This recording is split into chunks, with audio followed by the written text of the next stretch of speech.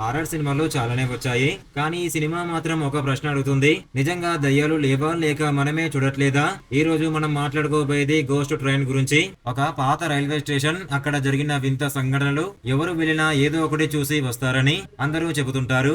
మొదట ఇవన్నీ పుకార్లే అనిపిస్తాయి. కానీ కథ ముందుకు వెళ్లే కొద్దీ మన ఆలోచనే మారిపోతుంది.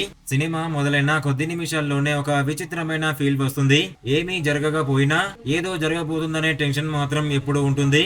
అదే ఈ సినిమాకు పెద్ద బలం. ఇది పెద్దగా అరుపులతో భయపెట్టే సినిమా కాదు. నెమ్మదిగా మనల్ని ఆ ప్రపంచంలోకి తీసుకెళ్లి ప్రతి సీన్ తో ఉత్కంఠ పెంచుతుంది. ముఖ్యంగా రైల్వే స్టేషన్ లో జరిగే కొన్ని సంఘటనలు చూస్తుంటే ఇది నిజంగానే జరిగిందా అనే సందేహం వస్తుంది. కొన్ని సీన్లు పూర్తయ్యాక కూడా మనసులో తిరుగుతూనే ఉంటాయి.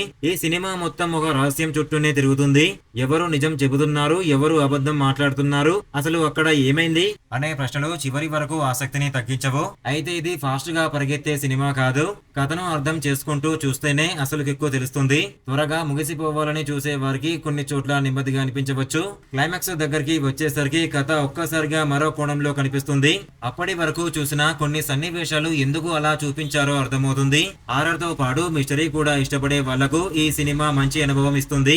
ముఖ్యంగా రాత్రి ఒంటరిగా చూస్తే ఇంకా బాగా కనెక్ట్ అవుతుంది. మొత్తానికి ప్రతి హారర్ సినిమా అందరినీ భయపెట్టదు. కానీ కొన్ని సినిమాలు మాత్రం చూసిన తర్వాత కూడా మనతోనే ఉంటాయి. గోస్ట్ ట్రైన్ అలాంటి సినిమాల్లో ఒకటి. మీకు నెమ్మదిగా సస్పెన్స్ పెంచుతూ చివర్లో ఆలోచింపజేసే హారర్ సినిమాలు ఇష్టమైతే దీన్ని ఒకసారి తప్పకుండా చూడండి. అప్పటి వరకు వీడియోకి ఒక లైక్ చేయండి. Thank you.